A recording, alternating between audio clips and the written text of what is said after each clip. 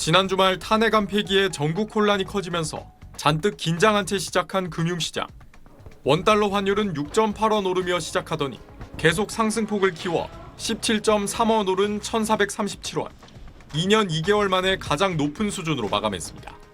국내 시장 참가자들에게 불안감을 높이는 가운데 신인도 저하에 따른 외국인 투자자들의 자본 유출과 역외 세력들의 달러 매수세가 확대되면서 지난 3일 비상계엄 선언 직후 순간적으로 1,440원 이상 치솟았던 환율은 국회 주도로 사태가 빠르게 진정되고 당국의 개입도 가세해 1,410원대를 유지했습니다.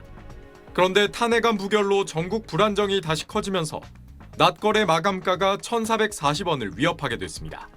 계엄 직후보다 탄핵 불발에 따른 혼란 장기화에 시장은 더 패닉 양상을 띈 겁니다. 원화는 지난 한 주간 주요국 통화 가운데 가장 큰 하락률을 기록했는데 수입 물가를 끌어올리고 철강, 화학, 항공 등 산업계 전반에 악재로 작용합니다. 달러 채권을 발행을 한 기업들은 3개월 한 번 뭐 이런 식으로 해서 이자를 지급해야 되잖아요. 원자재 수입 비중이 높은 업종은 상대적으로 조금 어려움을 겪을 가능성이.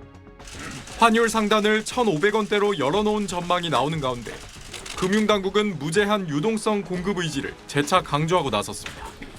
10조 원 규모의 정환펀드, 40조 원 규모의 제한펀드와 회사채 CP 매입 프로그램, 정권금융의 외화 유동성 공급 등 시장 안정 조치가 적기에 시행될 수 있도록. 우리 외환보유고는 현재 4,154억 달러, 석 달 연속 감소하며 심리적 방어선인 4천억 달러에 근접한 상황이라 향후 환율이 더 뛸 경우 당국의 추가 개입에 부담이 될 수 있습니다. SBS 김덕현입니다. 장 시작부터 개인 투자자들은 투매 양상을 보였습니다. 대치 전국 장기화 불안에 코스피, 코스닥에서 하루 동안 1조 2천억 원 가까이 패닉셀에 뛰어들었습니다. 기관과 외국인은 사들였지만 지수 하방을 떠받치던 개인의 이탈에 수급이 완전히 무너지면서 주가는 시간이 지날수록 낙폭을 더 키웠습니다. 코스피는 2.78% 하락한 2360.58 연중 최저치를 기록했고 코스닥은 5.19% 급락한 627.01로 4년 8개월 만에 최저로 추락했습니다. 52주 신저가 종목만 1272개로 지난 8월 블랙 먼데이 이후 가장 많았습니다. 환율 급등에 직격탄을 맞은 철강, 건설, 화학 등이 폭락한 가운데 밸류업 정책 동력 상실 우려로 금융주는 연일 하락했고 방산주, 여행 관련주도 크게 빠졌습니다. 미국이나 암호화폐에 비해서 한국 증시의 매력이 떨어진 상황에서 정치 리스크가 언제까지 이어질지 모르는 좀 암담한 상황이다 보니까 계엄 이후 나흘 만에 코스피, 코스닥 시총은 144조 원 넘게 쪼그라들었습니다. 가뜩이나 내년 1%대 저성장 전망에 위축됐던 한국 경제에 실질적인 위험 요인이 추가된 겁니다. 골드만삭스는 과거 2번의 탄핵 사태 때와 이번은 다르다며 당시엔 내외부 상황이 좋았지만 지금은 그렇지 못하다고 평가했습니다. 2004년 탄핵 사태 땐 9.5% 고성장 중국의 훈풍이 우리 수출 호조를 이끌었고 2016년엔 2년 뒤까지 이어진 반도체 슈퍼사이클이 시작되는 시점이었습니다. 국내 수출 경기 자체도 내년에 상당 부분 좀 어려움이 예상되는 이러한 상황들입니다. 트럼프 대통령이 공식 취임하면서 소위 이제 관세 전쟁이 사실은 이제 촉발될 수 있다라는 우려감, 이런 것들을 종합해 보면 미 경제 매체 포브스는 윤석열 대통령이 직접 코리아 디스카운트를 입증했다며 GDP 킬러라고 표현하면서 계엄의 경제적 대가는 5,100만 국민들이 분할에 지불하게 될 것이라고 현 상황을 분석했습니다. SBS 박지연입니다. 지금 전국이 우리 경제에 미칠 파장, 경제부 권혜리 기자와 좀 더 짚어보겠습니다. 자, 권 기자, 경제관계 장관들이 무엇보다 우리 대외 신인도 하락하는 거 이거 막아내겠다 이제 강조하고 있는 것 같은데 네. 실제로 지금 우리 경제 상황을 바라보는 시선이 좀 심상치가 않죠. 네, 그렇습니다. 네, 세계적으로 투자 심리를 이끄는 주요 기관 중에 한 곳이거든요.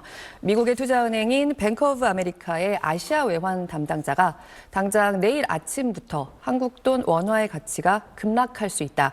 이런 경고를 내놨습니다. 어제 탄핵이 불발되면서 한국의 정치적 불확실성이 더 오랜 기간 이어지게 됐다는 이유에서입니다. 사실 지난주에 한 주 동안 한국 돈 원화의 가치는 달러 대비해서 1.86% 하락하면서 주요국 중에서 최약세를 나타냈고요. 지금 달러당 1,400원 이상에서 환율 흐름이 고착되는 그런 모습이 나타나고 있습니다. 세계가 이런 식으로 한국의 불안정이 길어지고 있다, 이런 시선이 굳어지면요. 그러니까 해외 자본이 한국을 빠져나가는 움직임이 가속화되면서 정부가 설사 시장의 유동성을 돈을 쏟아붓는다고 해도 환율과 금융시장을 안정시키는데 한계가 좀 있을 수 있습니다. 우리나라에 투자한 외국인들이 계엄 사태 이후 지난 사흘 동안, 주말에 사흘 동안 한국 증시를 팔고 나간 규모가 코스피 시장에서 1조 원이 넘는데요. 이 중에 70%가 금융주에 집중돼 있습니다. 그러니까 금융시장이 불안을 피하기 어려울 거다, 이런 시각이 현재로선 많다는 겁니다. 근데 이제 사실 비상계엄 사태가 있기 전에도 우리 경제 상황이 상당히 녹록치가 않았잖아요. 네. 근데 이게 가장 큰 문제입니다. 안 그래도 대외 여건이 우리에게 유리하지 않은 저성장 국면입니다. 한마디로 기온이 뚝 떨어져 있는데 여기에 찬물이 끼얹어졌다, 이런 상태라고 할 수 있습니다. 근데 2000년대 이후로 노무현 전 대통령과 박근혜 전 대통령 때도 몇 달 동안 탄핵 정국이 이어졌는데요. 2016년과 2017년 초는 우리 수출이 호전되던 시기였기 때문에 탄핵 정국에도 결국 주가는 올랐고요. 금융시장의 변동성도 제한됐습니다. 반면에 노무현 전 대통령 당시는 중국이 대대적인 긴축 정책을 펴면서 이른바 차이나 쇼크가 전 세계를 덮쳤을 때입니다.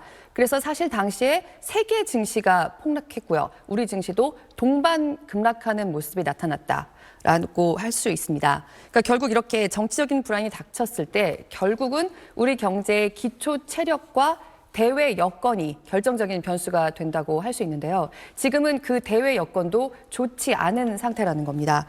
그러니까 경제 정책이 적극적으로 나와도 모자랄 때인데 여기에 지금 정치적인 혼란이 덧붙여지게 됐습니다. 네, 한국의 경제 상황이 경쟁국들과 대조된다, 이런 외신 평가도 나왔어요. 네, 한국 증시가 타이완에 지금보다 더 뒤처질 수 있다, 이렇게 블룸버그가 분석하기도 했습니다. 그러니까 한국과 타이완은 반도체를 중심으로 한 수출 중심의 제조업 경제라는 공통점이 있어서 자주 비교되고요. 사실 첨단 기술 측면에서 경쟁국 구도가 좀 있습니다.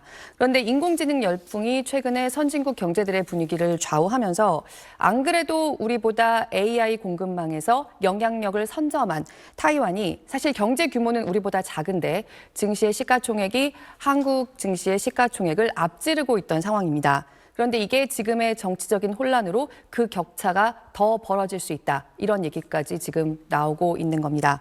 그러니까 비단 주가 문제에 그치는 게 아니라 앞으로의 경제 성장률이나 금융시장 분위기에 있어서도 한국보다 타이완이 더 선방할 것 같다, 이런 얘기까지 지금 나오고 있어서요. 사실 정치로부터 최대한 분리된 경제와 민생을 살피는 모습이 정말 절실하게 요구되는 때라고 할 수 있겠습니다. 네, 당장 내일 아침부터가 걱정이네요. 권 기자 잘 들었습니다.